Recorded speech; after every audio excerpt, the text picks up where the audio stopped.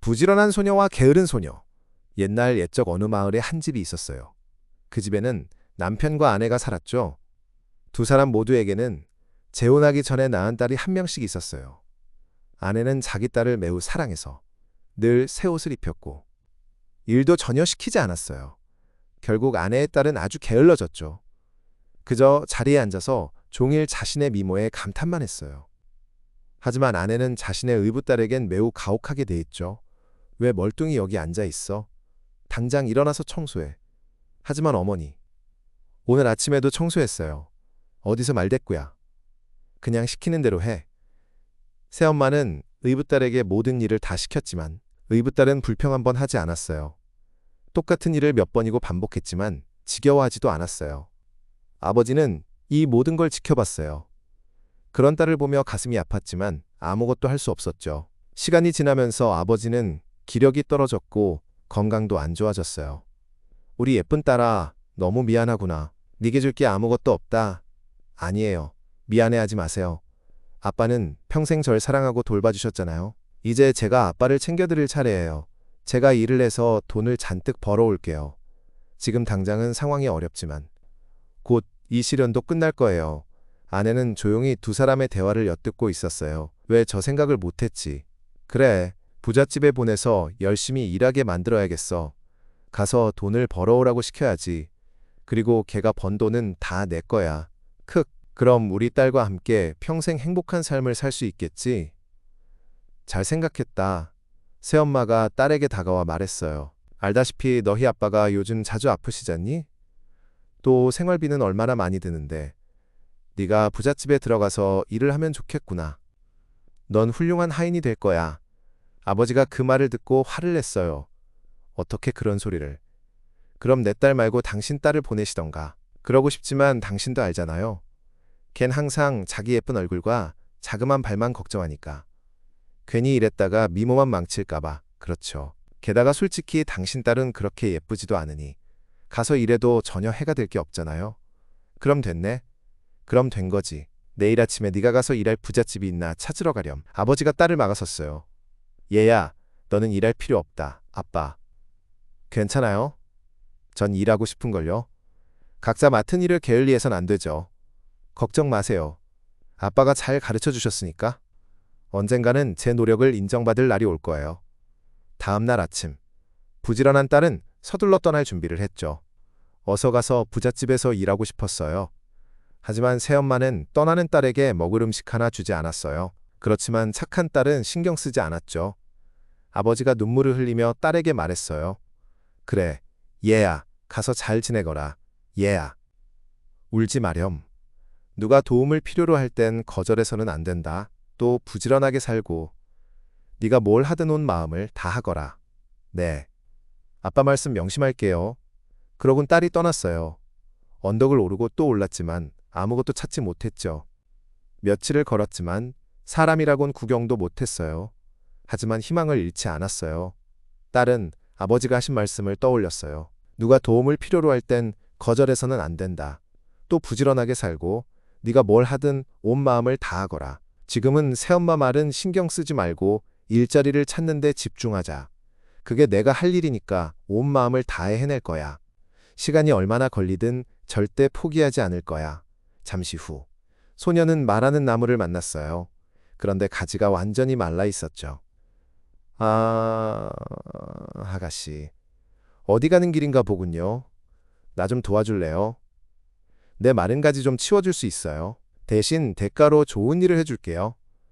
망설이지 않고 소녀는 나무 위로 올라가서 모든 마른 가지를 손으로 떼어냈어요. 소녀는 새로운 나뭇잎이 자라 열매가 맺힐 수 있도록 말라 비틀어진 가지가 하나도 안 남을 때까지 가지치기를 계속했어요. 나무에게 고맙다는 말을 듣고 소녀는 자리를 떠났어요. 조금 더 가자 죽어가는 포도나무가 있었어요. 포도나무 곁에는 이상하게 생긴 삽이 놓여 있었죠. 포도나무가 소녀에게 말을 걸었어요. 안녕. 내 뿌리 근처를 좀 파줄래요? 그럼 내가 대가로 좋은 것을 줄게요. 소녀는 삽을 들더니 땅을 파기 시작했어요. 소녀는 손이 아프도록 땅을 파고 또 팠어요. 손이 너무 아프다. 하지만 괜찮아. 곧 낫겠지. 도움이 필요한 널 그냥 지나칠 순 없었어. 포도나무는 고맙다고 했고 소녀는 가던 길을 갔어요. 조금 더 걸어가자 소녀는 고장난 가마를 만났어요. 가마가 소녀에게 도움을 청했죠. 꼬마야, 날 좀 청소해주고 깨끗하게 해줄래? 그럼 대가로 좋은 것을 줄게. 소녀는 가마가 군데군데 금이 간 것을 보았어요. 소녀는 잠시 무언가 생각하더니 진흙을 가져와서 발로 섞기 시작했어요. 그러곤 반죽한 진흙으로 금이 간 곳을 다 메웠어요. 이제 가마는 새 것처럼 빛이 났죠. 가마가 말했어요. 고맙구나. 아이고, 손과 발이 더러워졌네. 괜찮니? 물로 씻으면 되는걸요. 도움이 필요한 널 그냥 지나칠 순 없었어요. 소녀가 대답했어요. 그러곤 소녀는 다시 떠났어요. 조금 더 가자. 다 허물어져가는 우물이 보였는데 우물이 말을 걸었죠. 안녕. 더러운 물을 퍼서 없애주고 날 깨끗하게 해줄래? 그럼 대가로 좋은 것을 줄게. 소녀는 더러운 물을 모두 퍼냈고 우물에서는 깨끗한 물이 솟아났어요. 우물이 걱정하며 말했어요. 옷이 더러워졌네. 괜찮아? 옷은 빨면 돼요. 도움이 필요한 널 그냥 지나칠 수 없었어요. 우물은 고맙다고 말했고 소녀는 다시 발걸음을 옮겼어요. 얼마 안 가 소녀는 작고 귀여운 목소리를 들었어요. 강아지가 아야 앓고 있었어요. 몸은 지저분했고 털도 삐죽삐죽했죠. 제발 절 씻기고 비껴주실래요? 그럼 대가로 좋은 것을 해드릴게요. 소녀는 이번에도 망설임 없이 강아지를 도와주었어요. 강아지는 이제 기뻐했고 건강해 보였어요. 강아지는 소녀에게 고맙다고 했죠. 소녀는 강에서 몸을 씻고 다시 걸어갔어요. 곧 어둠이 찾아왔어요. 우연히 한 집을 발견했는데 그곳에는 7요정이 살고 있었죠. 방해해서 죄송한데 밖이 너무 어두워서요. 하룻밤만 재워주실래요? 어디로 가는데? 일할 곳을 찾고 있어요. 아, 그래? 그럼 여기서 일하지 않을래? 여긴 방이 7개 있는데 매일 6개의 방을 깨끗하게 청소해야 해. 하지만 명심하렴. 7번째 방에는 들어가면 안 돼. 잘할 수 있겠니? 아, 너무 잘 됐네요. 감사합니다. 말씀하신 대로 할게요. 소녀는 약속대로 했어요. 매일 아침 일어나서 6개의 방을 깨끗하게 청소했고 7번째 방은 거들떠보지도 않았어요. 그렇게 1년이 지나자 소녀는 돌아가서 병든 아버지를 돌볼 수 있을 만큼 돈을 벌었어요. 요정이 물었어요. 하지만 가기 전에 말해보렴. 왜 7번째 방을 궁금해하지 않았지? 아버지는 항상 맡은 일을 열심히 하라고 하셨어요. 제가 여기서 일할 땐 여러분의 말씀을 듣는 게 제 일이니까요. 네 솔직한 대답에 크게 감동했단다. 넌 정말 부지런한 아이로구나. 따라오렴. 너에게 상을 내리겠다. 요정은 소녀를 데리고 7번째 방으로 갔어요. 방 안에는 금과 은으로 만든 동전이 가득했어요. 그럼 저 동전 위에서 굴러보렴. 내 몸에 붙는 건 다 가져도 돼. 소녀는 시키는 대로 했어요. 잔뜩 쌓여있는 금동전 위에서 몸을 굴렸어요. 그리고 은동전 위에서도 몸을 굴렸어요. 소녀의 온몸에는 금은보화가 붙어서 마치 별처럼 빛났어요. 소녀는 요정들에게 인사를 하고 떠났어요. 소녀는 집으로 돌아가는 길에 자신이 씻겨준 강아지를 만났죠. 아, 이제 강아지의 몸은 털이 아니라 진주로 덮여 있었어요. 그럼 이 팔찌를 차렴. 진주를 원하는 만큼 가져가. 소녀는 진주를 팔목에 감았어요. 다리와 목에도 감았죠. 강아지에게 고맙다고 말하고 다시 걸어갔어요. 조금 더 가자 자신이 청소해줬던 우물을 만났어요. 네가 어려울 때 날 도와줬지. 와서 시원하게 물 마시렴. 우물가에는 여행자를 위해 많은 물병이 준비돼 있었어요. 소녀는 물병을 집어들고 물을 담아서 시원하게 물을 들이켰어요. 소녀는 고맙다고 말하고 다시 걸어갔죠. 조금 더 가자 자신이 고쳐준 가마가 보였어요. 어서 오렴. 도움이 필요할 때 날 도와줬지. 어서 와서 이 신선한 빵과 케이크를 먹으렴. 소녀는 원하는 만큼 잔뜩 빵을 먹었고 아버지를 위한 빵도 챙겼죠. 그러곤 가마에게 고맙다고 말하고 다시 걸어갔어요. 조금 더 가자 자신이 도와준 포도나무가 보였어요. 어서 와. 내가 어려울 때 날 도와줬지. 와서 이 신선한 와인을 맛보렴. 소녀는 원하는 만큼 실컷 와인을 마시고 아버지를 위한 와인까지 챙겼어요. 소녀는 고맙다고 말하고 갈 길을 갔죠. 조금 더 가자 가지치기 해준 나무를 만났어요. 나무는 그 어느 때보다 초록빛이었고 배가 잔뜩 열려 있었어요. 어서 오렴. 내가 어려울 때 날 도와줬지. 와서 이 신선한 배를 맛보렴. 소녀는 원하는 만큼 실컷 배를 먹었고 아버지를 위한 배도 챙겼어요. 소녀는 고맙다고 말하고 자리를 떠났어요. 집에 돌아온 소녀는 아버지를 보고 너무 기뻤어요. 어느새 병이 나은 아버지는 문 앞에서 소녀를 기다리고 있었죠. 소녀는 성큼 달려가 아버지를 꼭 안아드렸어요. 반면 새엄마는 건강해진 남편과 부자가 된 의붓딸의 모습에 깜짝 놀랐어요. 의붓딸은 머리부터 발끝까지 온갖 금은 보화를 두르고 있었거든요. 소녀는 아빠와 함께 새엄마를 무시하고 집 안으로 들어갔어요. 새엄마는 남편이 자신에겐 아무것도 주지 않을 것이란 걸 깨달았죠. 새엄마는 바로 자기 딸을 부르더니 빨리 가서 일할 수 있는 부잣집을 찾으라고 했어요. 내 말 잘 들어. 쟤보다는 훨씬 더 벌어와야 해. 난 널 믿는다. 쟨 진주를 받았지? 넌 루비로 받아와. 딸은 작별 인사를 하곤 걸어갔어요. 얼마 가지 않아서 가지가 완전히 말라버린 나무를 만났어요. 나무는 소녀에게 마른 가지를 떼어주면 대가로 좋은 것을 주겠다고 말했어요. 지금 진심이니? 그까진 마른 나뭇가지 때문에 내 깨끗한 손과 예쁜 발을 더럽힐 순 없어. 네가 알아서 하든지 해. 그러곤 소녀는 걸어갔어요. 조금 더 가자 죽어가는 포도나무를 만났어요. 포도나무는 뿌리를 파주면 대가로 좋은 것을 주겠다고 했죠. 이글거리는 태양 아래서 그깟 죽어가는 뿌리 때문에 내 깨끗한 손과 예쁜 발을 더럽힐 순 없어. 네가 알아서 하든지 해. 그러곤 가버렸어요. 조금 더 가자 고장난 가마가 보였어요. 가마는 좋은 것을 줄 테니 자신을 고쳐달라고 했죠. 내 깨끗한 손과 예쁜 발을 더럽힐 순 없어. 네가 알아서 하든지 해. 소녀는 조금 더 걸어가자. 우물이 자신을 깨끗하게 닦아주면 대가로 좋은 것을 주겠다고 했어요. 더러운 물이 가득한 우물이잖아. 알아서 닦아. 내 깨끗한 손과 예쁜 발을 더럽힐 순 없어. 네가 알아서 하든지 해.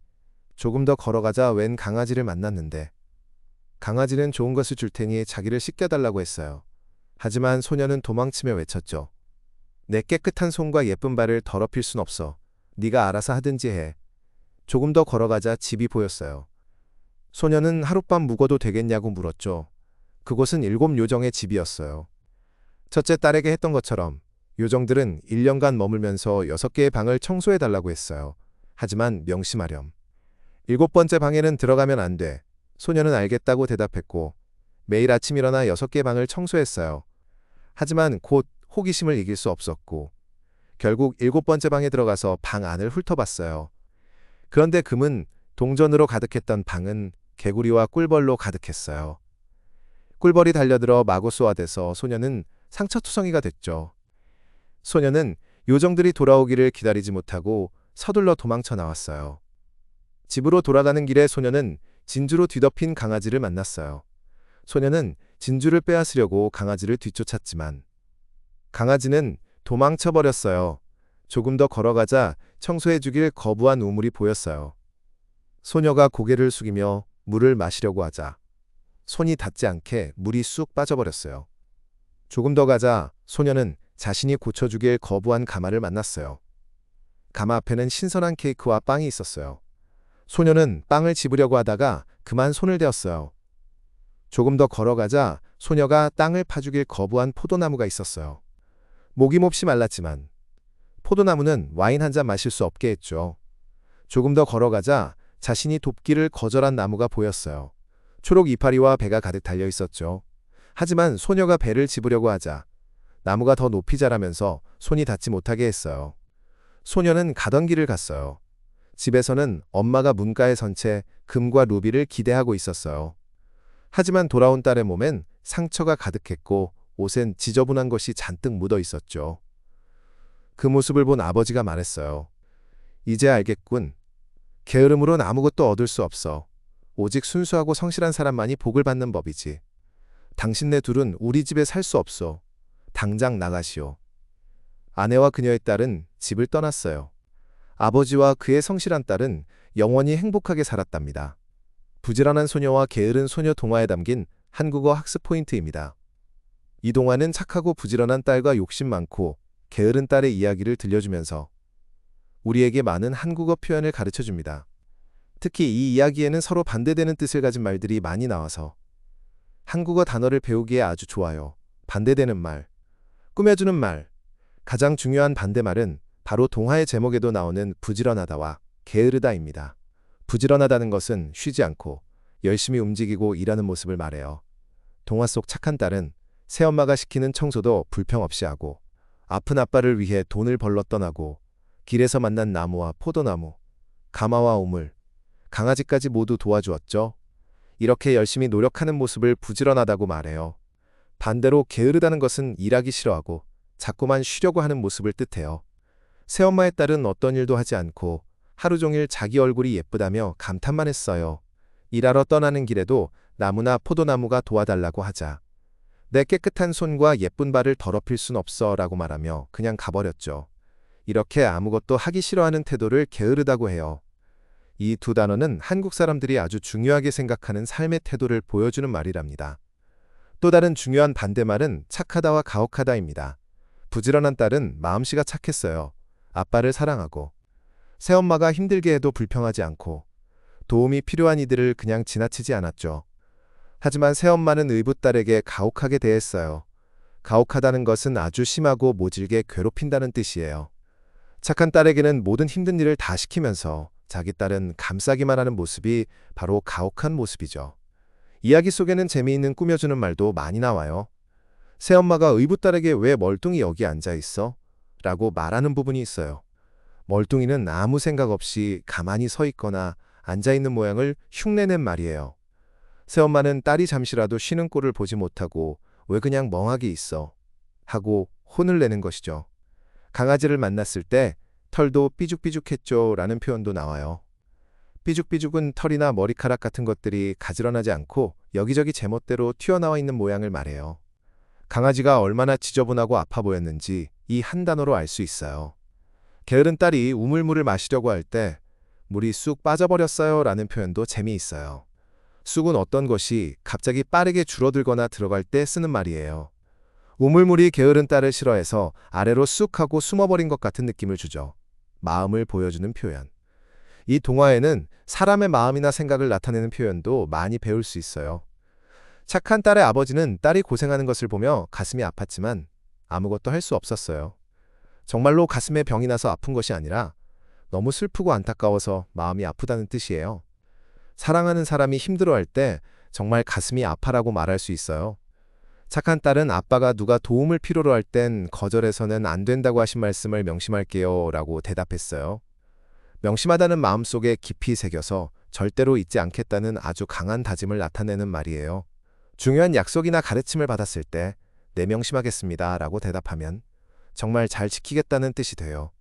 부지런한 딸은 요정들의 집에서 일할 때 7번째 방은 거들떠보지도 않았어요. 거들떠보지도 않다는 것은 전혀 관심을 두지 않고 쳐다보지도 않는다는 뜻이에요. 궁금할 수도 있었지만 착한 딸은 약속을 지키기 위해 그 방 쪽은 아예 쳐다보지도 않고 자기 할 일만 열심히 했어요. 이 표현은 반대로 게으른 딸이 나무나 포도나무의 부탁을 거들떠보지도 않고 지나간 것에도 쓸 수 있겠죠. 게으른 딸이 요정들의 방에서 벌에 쏘여 상처투성이가 됐죠 라는 말도 있어요. 투성이는 어떤 것이 아주 많아서 온통 그것으로 뒤덮여 있다는 뜻이에요. 상처투성이는 온몸이 상처로 가득하다는 말이고 진흙을 만졌다면 진흙투성이, 장난꾸러기 아이는 개구쟁이 투성이라고도 할 수 있어요. 한국어의 중요한 말투 높임말과 반말. 이 동화에서 가장 중요하게 배워야 할 점은 바로 높임말과 반말입니다. 한국어는 누구에게 이야기하는지에 따라서 말투가 크게 달라져요. 착하고 부지런한 딸의 말을 잘 들어보세요. 아빠에게 말할 때는 아니에요. 미안해하지 마세요. 제가 아빠를 챙겨드릴 차례예요. 아빠 말씀 명심할게요처럼 아주 공손하고 예쁘게 말해요. 자신을 도와준 요정들에게도 감사합니다. 말씀하신 대로 할게요 라고 말하고 나무와 포도나무, 우물에게도 꼭 고맙다고 인사를 하죠. 이렇게 어른이나 고마운 사람에게 쓰는 예의 바른 말을 높임말이라고 해요. 하지만 새엄마와 게으른 딸의 말투는 완전히 달라요. 새엄마는 의붓딸에게 당장 일어나서 청소해. 어디서 말대꾸야. 그냥 시키는 대로 해처럼 명령하고 혼내는 반말을 사용해요. 반말은 친구나 아랫사람에게 다정하게 쓸 수도 있지만 새엄마처럼 화를 내거나 무시할 때 쓰면 아주 무서운 말이 돼요. 게으른 딸도 마찬가지예요. 나무가 도와달라고 부탁하자 지금 진심이니? 내가 알아서 하든지 해 라고 아주 버릇없게 말하죠. 도움이 필요한 상대를 무시하고 자기 마음대로 말하는 반말이에요. 이처럼 부지런한 소녀와 게으른 소녀 이야기는 부지런함의 중요성뿐만 아니라 말하는 사람의 마음에 따라 어떻게 말투가 달라지는지 잘 보여줍니다. 부지런한 딸이 금은보화와 맛있는 음식이라는 복을 받은 것처럼 착한 마음으로 예쁜 높임말과 고맙습니다 라는 말을 사용하는 것도 우리에게 좋은 복을 가져다 줄 거예요.